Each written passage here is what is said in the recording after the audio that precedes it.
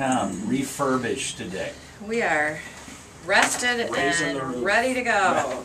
I got to give a shout out to Nick Fuller. He was Jackson Magazine 30 Under 30. Well, there's 25 of them. Where'd you find that magazine? Where I don't know. Unless you did you bring it in, Mark? No. That was sitting here. That's mine. It was on the table. 30 Under 30, the class of 2010. Nick Fuller, Fuller's ChemDry. Go, Nick. And there's a couple other people in here we know, like Brandon Adler from Fifth Third Bank. One of the go-to guys when we have a question that I can email. And he's on it. He's responsive. Tony Panici from North Star Capital. He's one of our clients. Wow. Thanks to my brother-in-law, Russ. There's I don't know Nicole Gardner, but she's from Flagstar Bank. She's cute. Yeah. And that's... I like her glasses.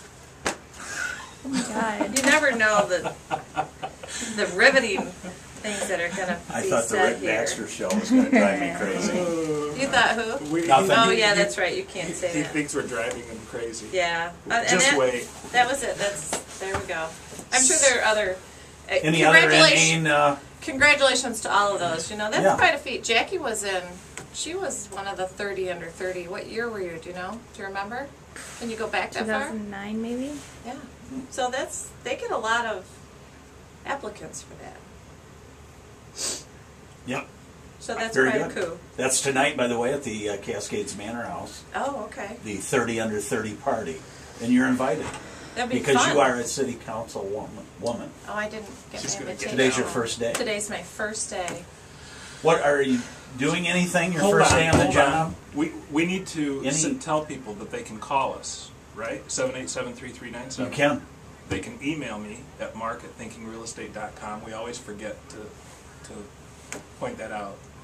We'll try and say it a couple of times. Anyway. What was your question? I forgot. Okay. But today's my first day. It has something to do with city council. Yeah, so today I'm officially a city council person. You're sworn in. Yep, I'm sworn in. And sworn at. I went and you down will there. be sworn at. I even have a really cool parking place. Do you know I can park anywhere in the city? You can except now. for in handicap. Okay. And it's orange. It matches. It looks good with my white Jeep. Private driveways. And it goes with our new sign. What do you have, a sticker? Lane on Michigan Avenue. Well, I mean parking spaces. What, do you have a sticker in your car or something? It's a thing I hang from my mirror. Oh, okay.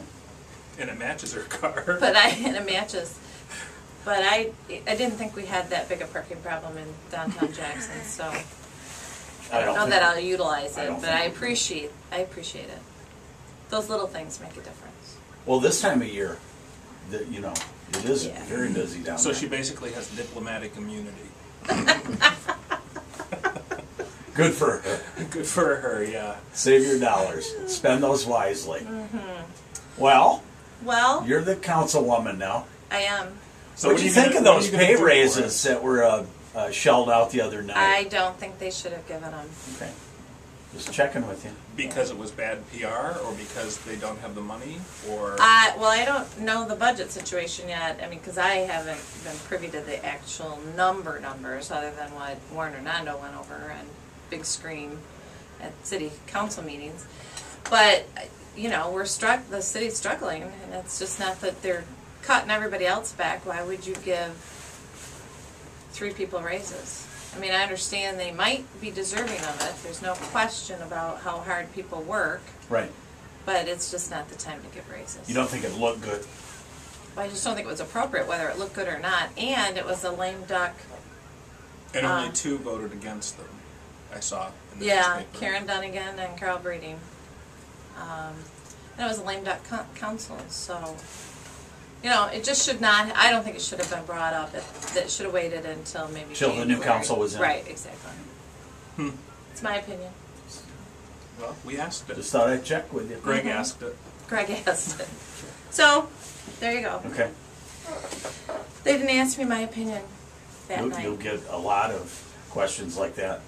Well, over the course of the next several years. And hopefully I'm well informed and can make the right decisions. I'm sure you will be. That's my goal. Yeah. So. And she takes that seriously. I can tell you that from sitting across the hall from her. Okay.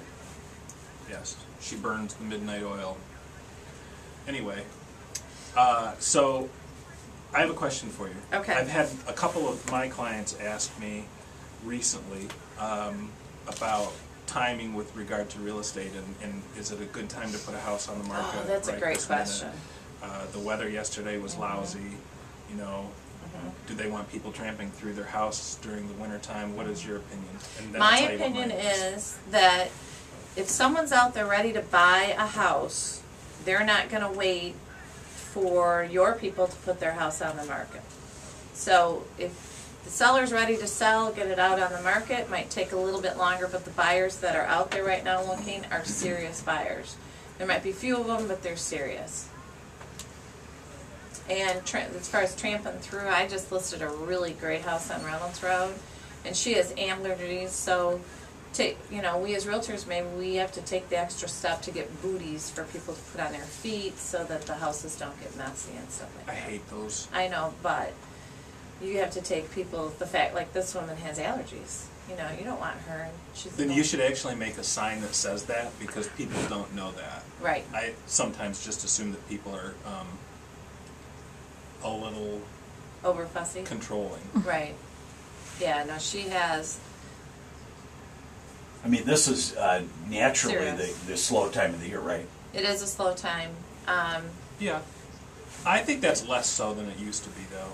Well, what I'm finding is that over the holidays, like over Thanksgiving, over Christmas vacations, we're really busy now because people don't want to take time off of work because jobs are so valuable now, so far and few between, that they don't want to take the time off of work and fear that they might lose their job for taking time off. And I also work. think your point to the fact that if the buyer is serious and they're out there looking, it doesn't matter really what the time of the year is. Right. And I think that in a case, in looking at houses, the internet really benefits us as realtors because the client is able to look at a lot of that stuff already before they get to us.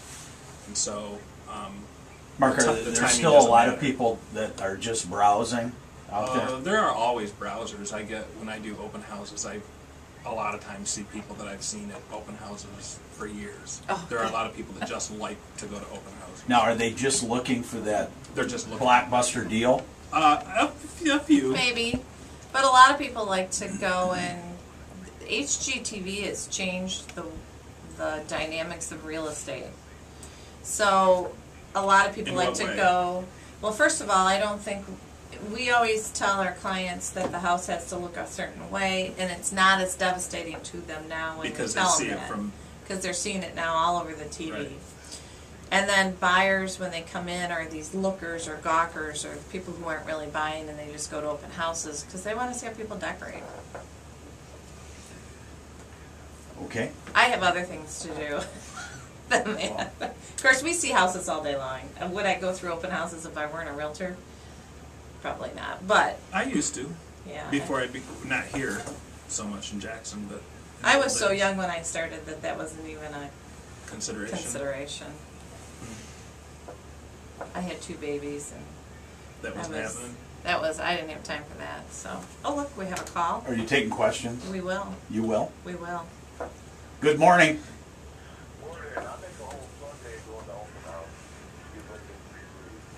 I didn't hear that. I rarely have any of my clients do the free food thing. Oh yeah. Yeah, sometimes the one I did out on Little wet bar?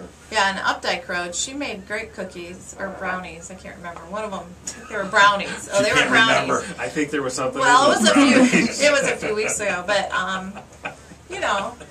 We think alike, Mark. and sometimes it's Mark good and I to do are the thinking open alike. houses. I don't mind neighbors or people just coming along and looking. No, I agree. Because Well- they might end up knowing somebody who that house will be perfect for. So That's what it's an open house for, right? Right. So anybody anybody can come and look. can trample through. Correct. Yeah. But rarely do they serve food, quite frankly. Yeah, I discourage that too. Yeah. If they ask, if my client asks. So I've got a question. Okay. Did you want to, are we done with your Sure. question? Go We, ahead. do you want to take that phone call? Did we just get a call? Good morning. Do you have a question?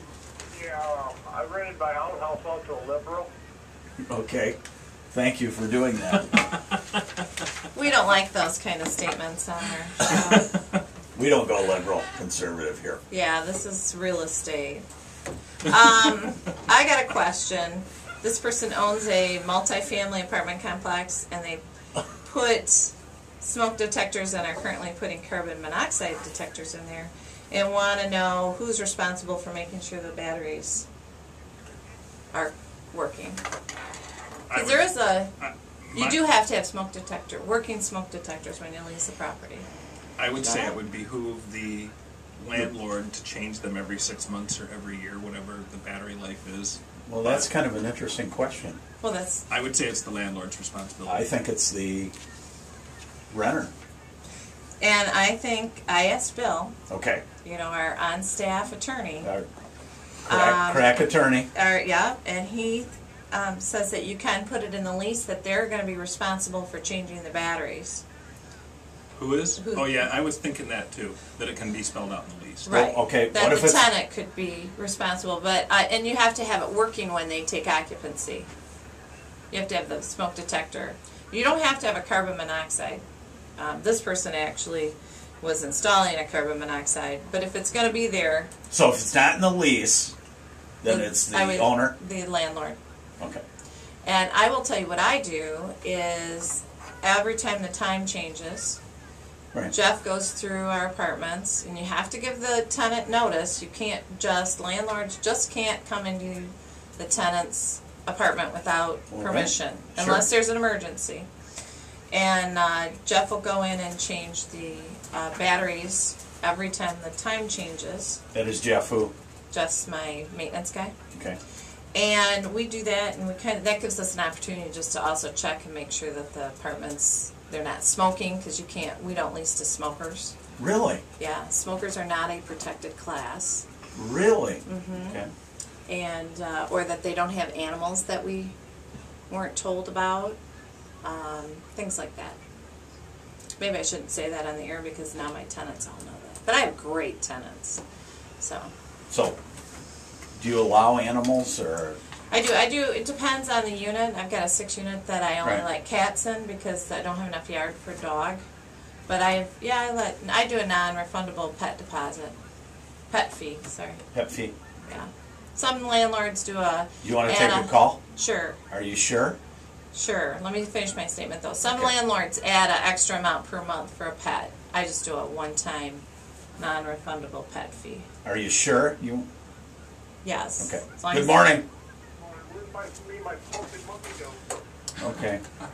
I didn't think you wanted to take that call.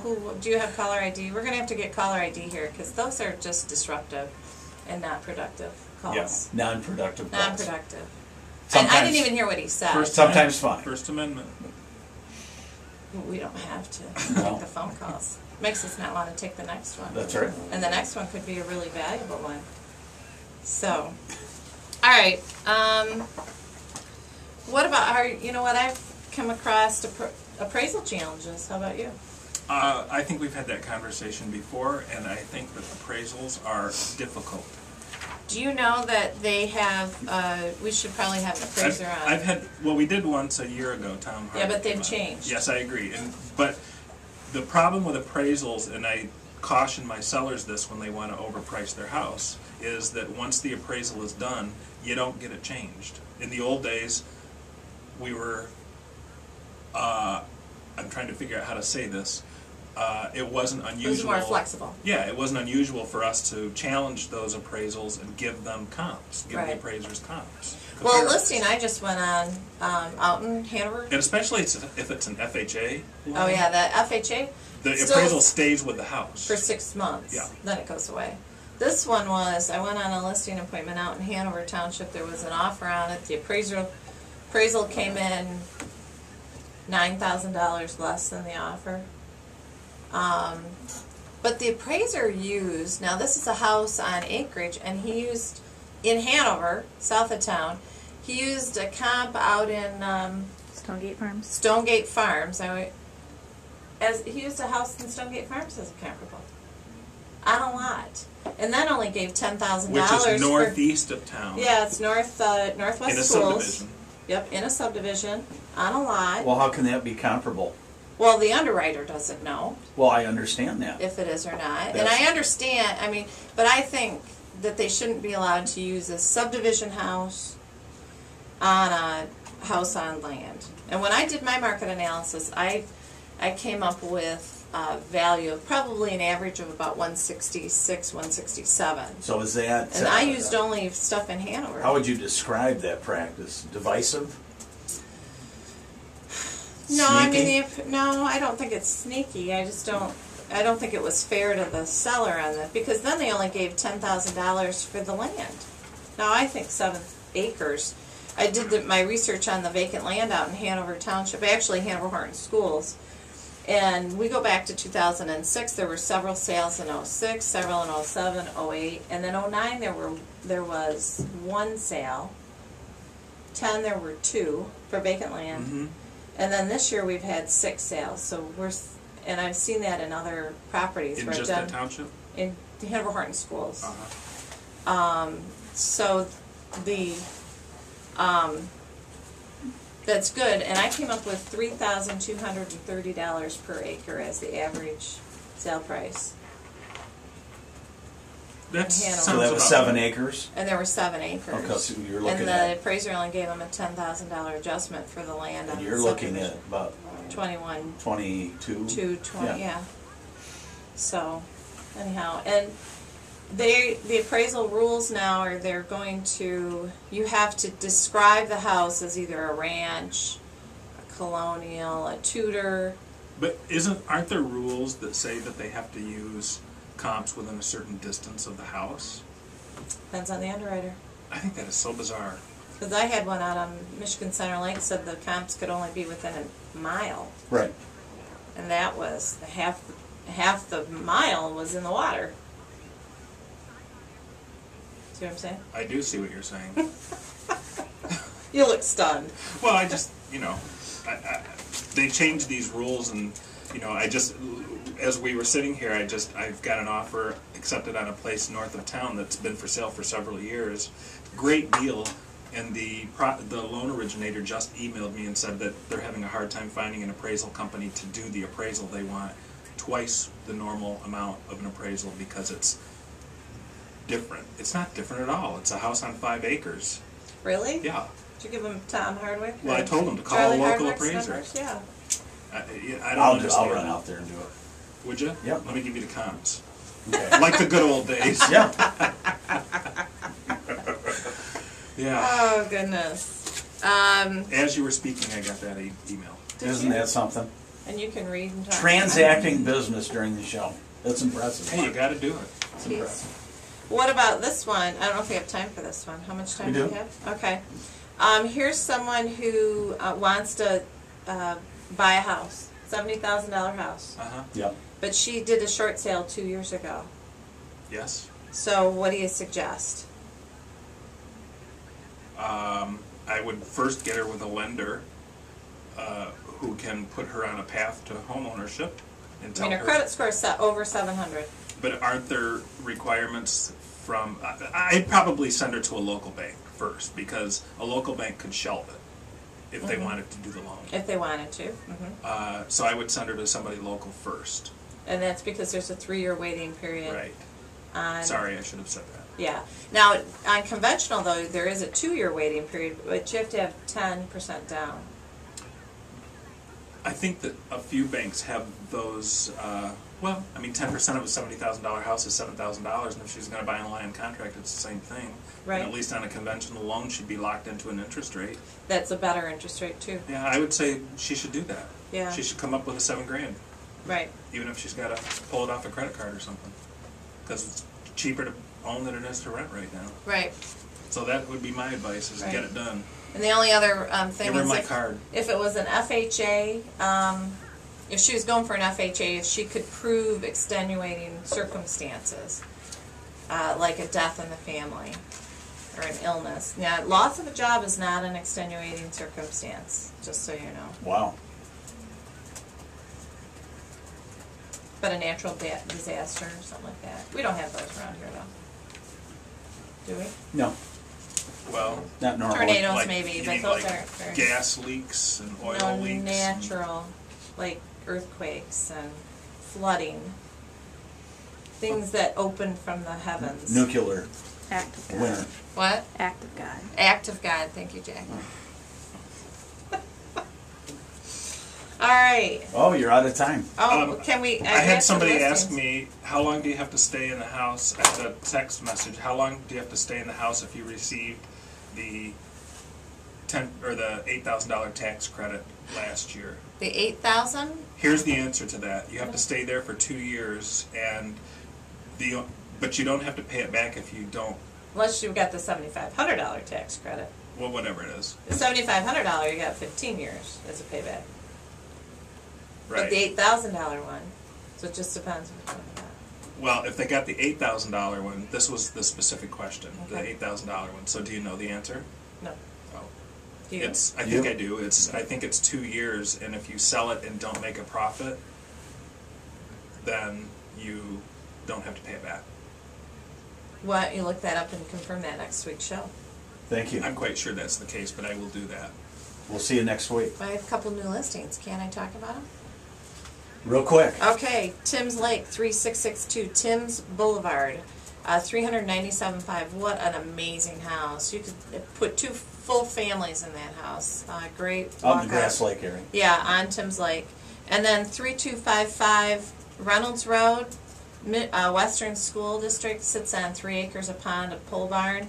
149.9, 3 bedrooms, 1.5 bath. And if you have allergies, this is the house to buy because it is set up for Allergy free. allergy free. Booties. But a lot of special equipment for that. And then next week we'll go over all of our price reductions because we have, I don't know, 10 Lot of here. them. Yeah. A lot of them. Next week. Nope.